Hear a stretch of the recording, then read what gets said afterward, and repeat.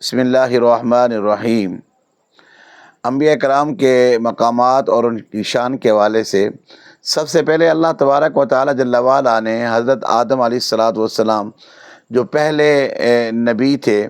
اور آپ علیہ السلام جب دنیا میں تشریف لائے تو آپ سری لنکا کا ایک شہر ہے سرادیپ،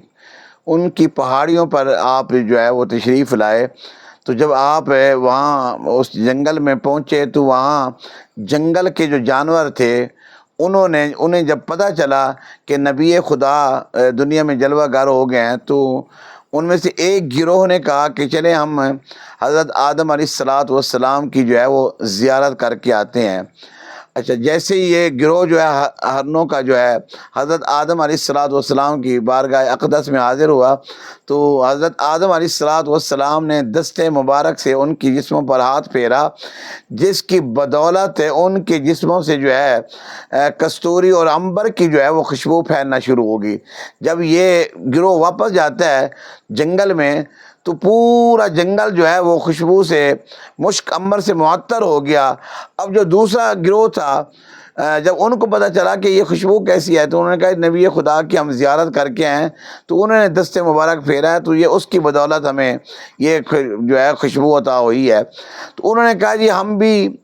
کل جائیں گے نبی خدا کی زیارت کے لیے۔ تو اگلے دن جو دوسرا گروہ جاتا ہے تو آ کر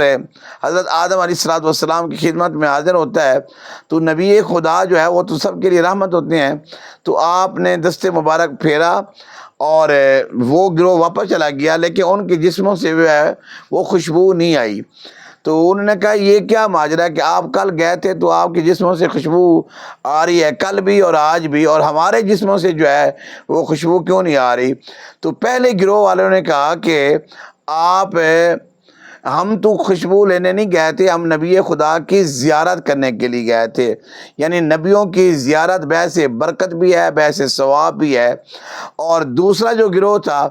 ان سے کہا گیا کہ آپ تو فقط خوشبو کی نیت سے گئے تھے، تو اس لیے جو ہے وہ خوشبو نہیں آ رہی۔ تو اس کا مطلب جیسے انسان کی نیت ہوتی ہے،